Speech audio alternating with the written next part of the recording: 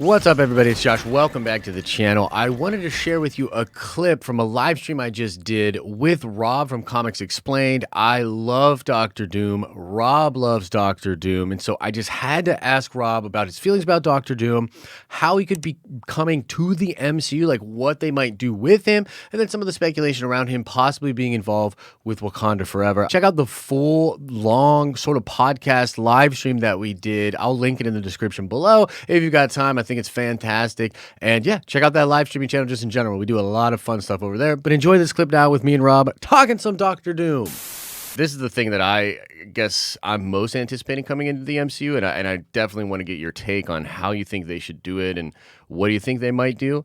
And it's all Victor Von Doom, man. Like, Doom is massive. son.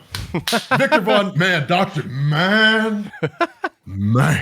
Doom, man, I am so excited. You know what I want with Doctor Doom in the Marvel Cinematic Universe? I don't care what story they give me.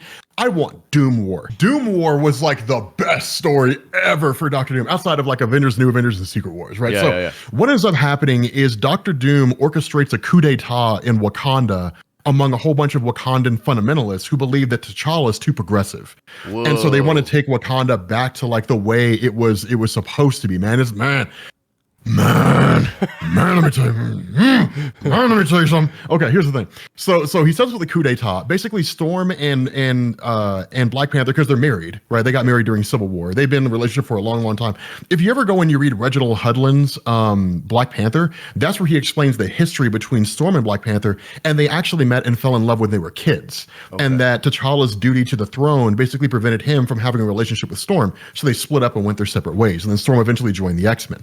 But the cool thing is you have Doctor Doom who orchestrates a coup d'etat. So Storm and T'Challa are basically ousted as the leaders of Wakanda. T'Challa's injured during the entire conflict, so his sister Shuri steps up and becomes a new Black Panther, and then she's also kind of ousted as well, right? So you basically have this kind of fundamentalist nationalist party that runs Wakanda, and you end up finding out the whole reason why Doctor Doom did this was to take Wakanda's vibranium. Which he does. Like, he basically sneaks into Wakanda, he steals all the vibranium, but he has to pass all these tests, right? Because you can't just walk in there. So there's like all these different locks and things like that. And because Doom is he's so smart, he's so intelligent, and he has like all those magical abilities, he's able to like bypass all the security measures of Wakanda until he gets to the Panther god Bast. And then like he has to basically approach Bast and then tell Bast why it is that he wants all the vibranium. And if Bast like disapproves, it'll destroy Doctor Doom. And so Doctor Doom like strips naked, right? So it's like a display of vulnerability, right? To show like he's not as worthy as Bast. So, you know, that kind of a thing. And then basically says like, I'm going to steal all the vibranium in Wakanda. Vibranium amplifies magical ability. It'll make me God, and then I'll force the world into peace. And like Bast like literally scans the mind of Doom and realizes that his intentions are to really do that, and he's coming from a place of like sincerity. And so Bast is like, okay, so Doctor Doom steals all the vibranium from Wakanda. And then, he just takes it all. Yeah, that's awesome. Yeah, he takes it all, goes back to Latveria. So it takes like the Fantastic Four, the Avengers, the X-Men, X-Factor, X-Force, like everyone to face off against Doom, and no one can stop him. So T'Challa does the only thing he can do. He basically renders all vibranium inert across the world and makes it worthless.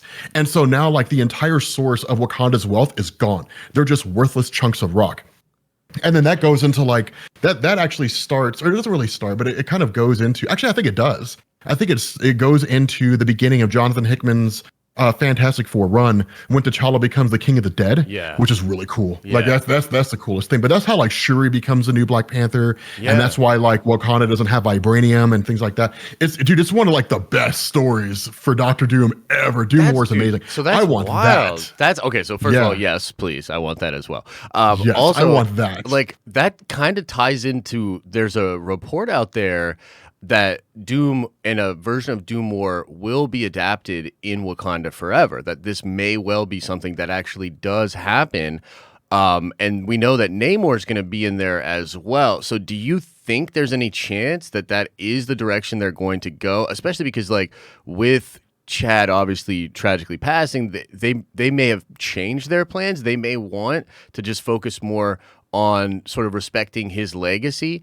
And I don't know if you saw this, but they had there was some leaked footage from Wakanda Forever that came out yesterday, and the Internet Detectives already translated due to like a book Shuri's Files that came out what it says, and it literally says in this tomb or whatever, slight spoilers, I guess it says just like T'Challa, 'twas an honor, Wakanda forever, sort of implying that, yeah, he's gone and they know he's gone. Yeah. That's the necropolis. So the necropolis was introduced during Hickman's Fantastic Four, and that's basically where all the former Black Panthers are buried. Okay. It's like this super sacred city, right? Yeah. So like during Avengers versus X-Men, when Namor was part of the Phoenix Five, and literally flooded Wakanda and like destroyed a huge portion of Wakanda and the necropolis, which is kind of where you get that huge like blood feud between Namor the Submariner and T'Challa. That's why like T'Challa kills him. He doesn't really kill him. Well, he stabs him and leaves him on that planet, right? He stabs him in the chest. Like, dude, he shows up with that knife. And he's like, Namor's like, what are you doing with that knife? He's like, putting it where it needs to be. And he's just like,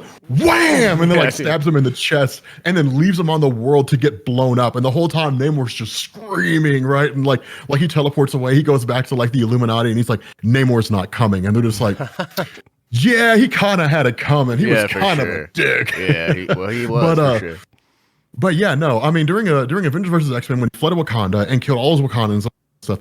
Honestly, I could see them adapting that concept from Avengers versus X-Men in the sense that we know Atlantis exists, and we've known Atlantis existed since Iron Man 2. Right. Since like that post-credit scene when you see like the places where S.H.I.E.L.D.'s monitoring superheroes, and the little blip out in the middle of the Atlantic Ocean. And it's like, okay, so like Atlantis is there. And then when the Submariner's there. Cool.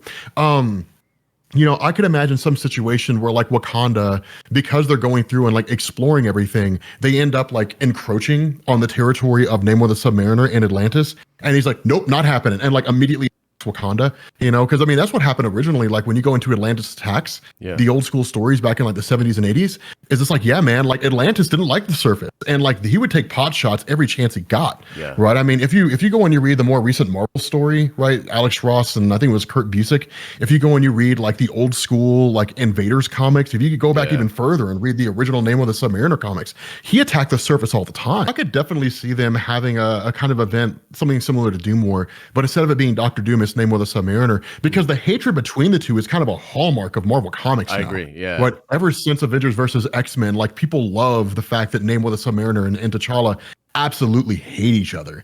Right, they love that whole thing. So it was awesome. I would love to see. I loved it during the run because I mean, first of all, the whole concept of Namor being there in Wakanda and like T'Challa admitting like, if people knew I was meeting with this dude here, because they do meet in the necropolis too, I think, right? Like that's where the Illuminati meets, and like it's a crazy cool aspect of it. But I guess the question is then, like, if we're talking about Doomwar and Victor, could Victor have something to do with that? Does he help Namor out in some way, or is he just maybe pulling the strings, machinations, and then he sneaks in and gets the vibranium or something like that? I don't know. It seems like Doomwar, the way you've described, can't really work with another big character like Namor, or with what they might do with Wakanda Forever. You know what I mean?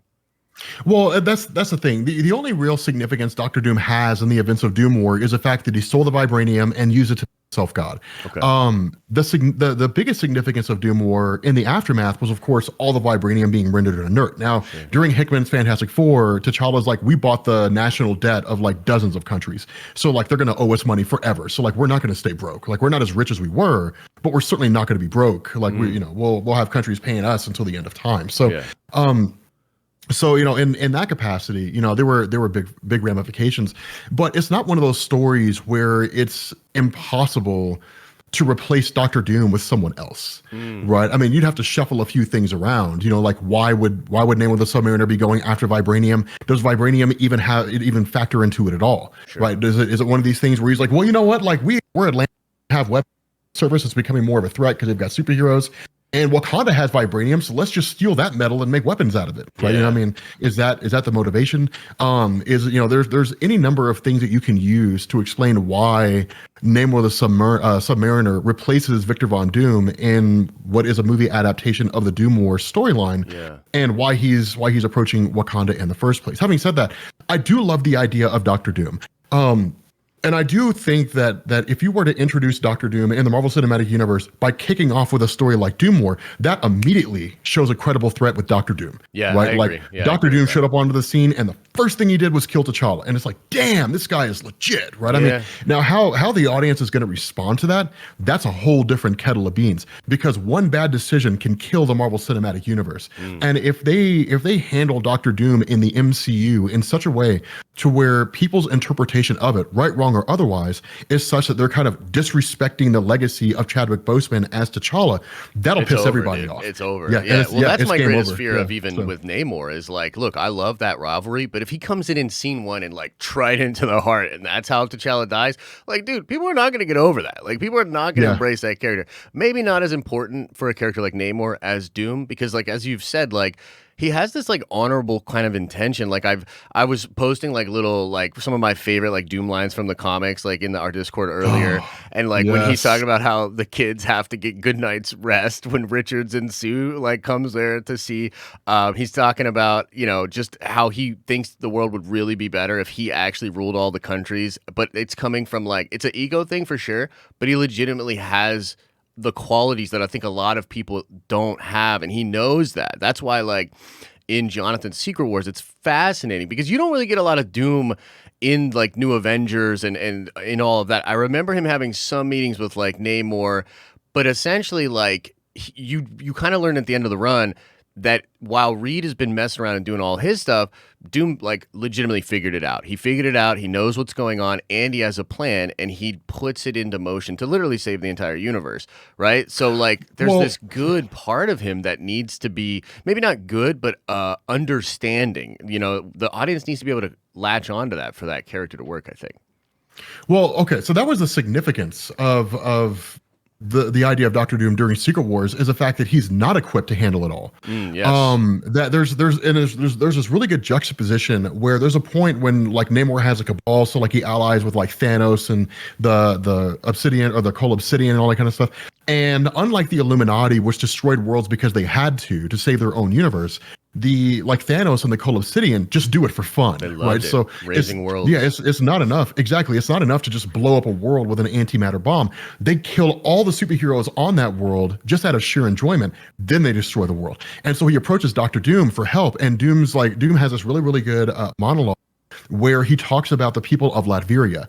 And he's like, do you really think that if they didn't want to kill me or oust me, or if they wanted to kill me or oust me, that they couldn't? He's like, of course they could. He was like, but I keep them sheltered, I keep them fed, I keep them protected. So whenever they go to sleep at night, before they pray to whatever gods they believe in, they give thanks to me. Because I'm the one that tangibly keeps them safe. But then you fast forward to Secret Wars and like the fight between Reed Richards, once he shows back up again, and Doctor Doom.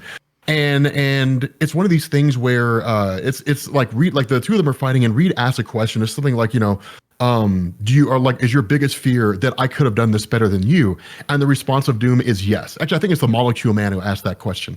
And so the power of the Beyonders gives them. He switches it. And he gives all the power. Yeah, to Reed. he gives the power to Yeah. Reed Richards. Yeah, Reed Richards recreates everything. But that was the whole idea behind Secret Wars, is that what Doctor Doom considered to be the most effective version of a world is one where he couldn't hold it together. Yeah. Right. That like the world, like it was all starting to fall apart. Right. Like the people were crossing over barriers when they weren't supposed to. There were factions that were rising up against him. Yeah. Right. That the biggest failing of Doctor Doom was his arrogance and his belief that he was the best one suited to keep everything together, when the reality was he wasn't. Right. Yeah.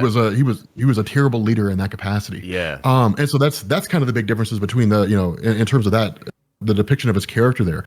But again, I think that how they handle the passing of Chadwick Boseman, Name of the Submariner, Doctor Doom, it doesn't matter. That's going to set the tone for everything. Yeah.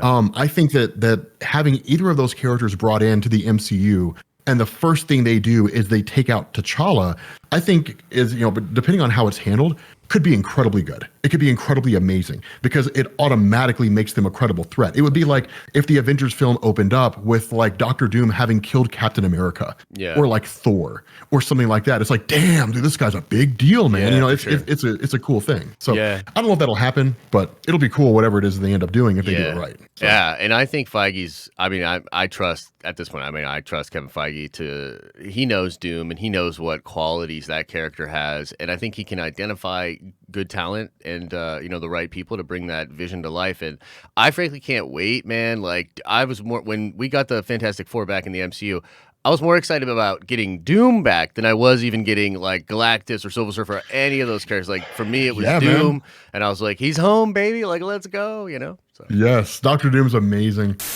And yeah, again, I thought that entire conversation was excellent. Rob is one of the best in the game, just in YouTube in general, not just with nerdy YouTube. So it was an honor to have him on our live streaming channel. And we got into a bunch of different stuff, a lot of it to do with the multiversal war, Secret Wars, Battle World, and stuff like that. So go check that out. Subscribe to this channel if you are not yet, because we're going to be ramping it up, doing a ton of cool nerdy content heading into the back half of this year and into the future, where Star Wars, Marvel, and DC will never stop. And so we will never stop making content to cover it. As I always say, I hope you're having an awesome and a nerdy day, and I'll see you in the next video.